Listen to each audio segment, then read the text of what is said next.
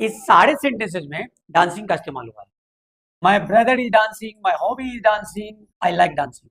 लेकिन सारे सेंटेंसेस के डांसिंग का ना तो पार्ट्स ऑफ स्पीच सेम है और ना उसका मीनिंग सेम होगा। माई ब्रदर इज डांसिंग यहाँ पर एक्शन का काम कर रहा है, इसीलिए ये वर्ब है। क्यों? क्योंकि ये प्रेजेंट पार्टिसिपल है।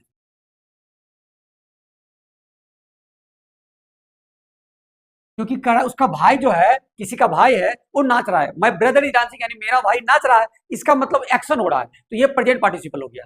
लेकिन वही dancing my hobby is dancing second sentence में भी यूज है, लेकिन इसका मतलब ये नहीं कि मेरा शौक नाच रहा है, इसका मतलब ये हो गया कि नाचना मेरा शौक है। तो डेफिनेटली यहां पर जो है इसका मीनिंग चेंज हुआ, क्योंकि यह एक जेरेंड है, यानी नॉन के रूप में इस सेंटेंस में यूज हुआ है। अगर ये जेरेंड नहीं होता तो इसका मीनिंग हो जाता कि मेरा हॉबी ही नाच रहा है, लेकिन इसका मीनिंग क्या होता है कि नाचना मेरा हॉबी है, यानी नाचना मेरा शौक है। और थर्ड सेंटेंस जो है आई लाइक डांसिंग, इसका मतलब हो गया कि नाचना मैं पसंद करता हूं, यहां भी ये जेरेंड का काम कर रहा है। और मान लीजिए कि अगर इस तरह का सेंटेंस हो, एक सेंटेंस मैं लिखना चाह रहा हूं कि आई सॉ अ डांसिंग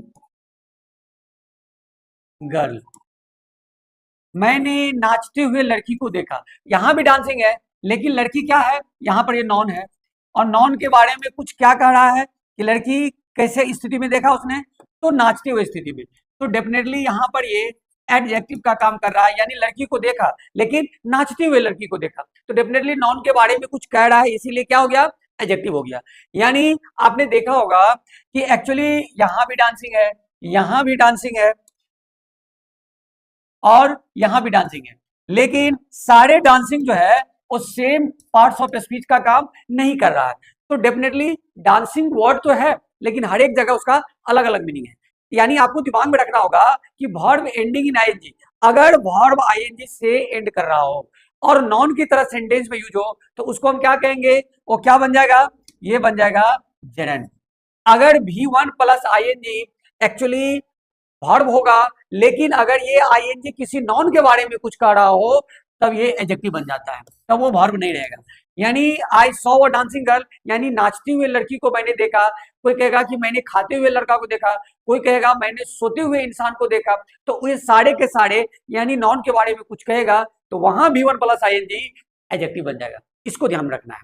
तो आपको ये समझ में आ गया होगा कि एडजेक्टिव, इसका मैं जैसे कुछ और एग्जांपल आपको देता हूं कि V1 प्लस आईएनजी जो है वो कब नॉन का काम करता है और कब ये वर्ब का काम करता है और कब ये एडजेक्टिव का काम करता है।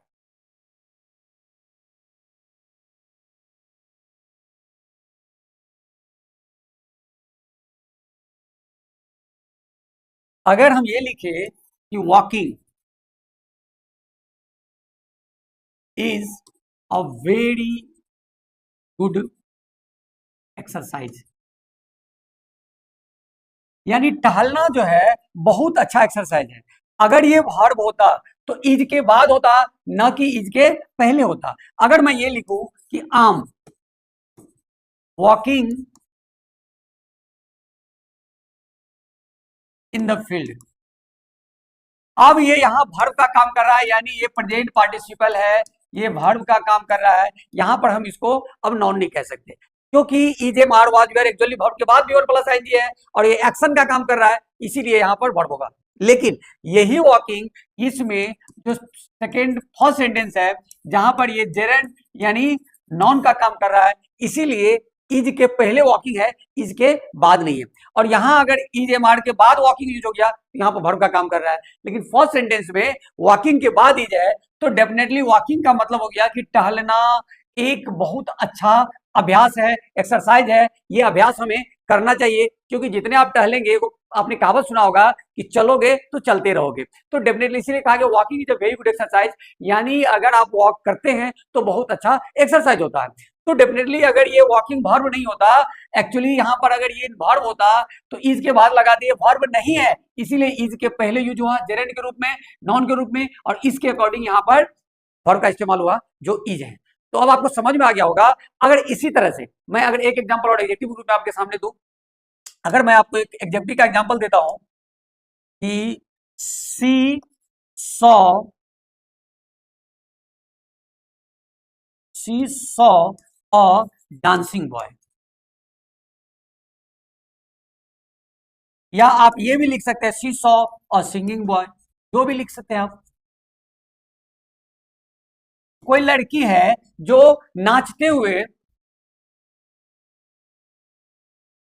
लड़का को देखी, या कोई लड़की है जो गाते हुए लड़का को देखी, तो डेफिनेटली लड़का को देखी लेकिन गाते हुए, नाचते हुए, दौड़ते हुए, सोते हुए, यानी उसके बारे में, लड़का के बारे में कुछ ना कुछ कह रहा है, तो डेफिनेटली लड़का की विशेषता को बता रहा है, उसके बारे में कुछ कह रहा है, तो क्या हो गया, एडजेक्टिव हो गया। दौड़ता हुआ लड़का, सोता हुआ लड़का, यानी वो सिर्फ लड़का नहीं है, उसके बारे में कुछ कहा जा रहा है। तो एक्चुअली यहां भी V1+I डांसिंग यूज हुआ है, यहां भी सिंगिंग यूज हुआ है, लेकिन यह एक एडजेक्टिव का काम कर रहा है, न कि ये यहाँ पर वर्ब का काम कर रहा है। इसको आपको ध्यान में रखना होगा। आपने देख लिया होगा कि V1+ING कभी एडजेक्टिव बनता है, कभी जेरेंड बनता है, और कभी प्रेजेंट पार्टिसिपल यानी वर्ब का काम करता है। तो ये कह देना कि हर एक V1+ING वर्ब होता है, इज एब्सोल्युटली रॉन्ग, जो बिल्कुल गलत है। हम उसको ऐसे नहीं कर सकते। तो एक्चुअली इस कंसेप्ट को आप अगर इस तरह से समझ लेते हैं, तो न तो आपको इंग्लिश बोलने में कोई कठिनाई होगी, न कोई मिस्टेक करेंगे, न इंग्लिश लिखते समय कोई मिस्टेक करेंगे। तो इस तरह के और भी कंसेप्ट जानने के लिए आप चैनल को लाइक और सब्सक्राइब करना ना भूलें, ताकि मैं इस तरह का जो भी ग्रामेटिकल कंसेप्ट देने का वीडियो बनाऊं, आपको टाइम पर नोटिफिकेशन मिल जाए और आप उसको स्टेप बाय स्टेप इस तरह से पूरा डिस्क्रिप्शन के साथ आप समझ सकें।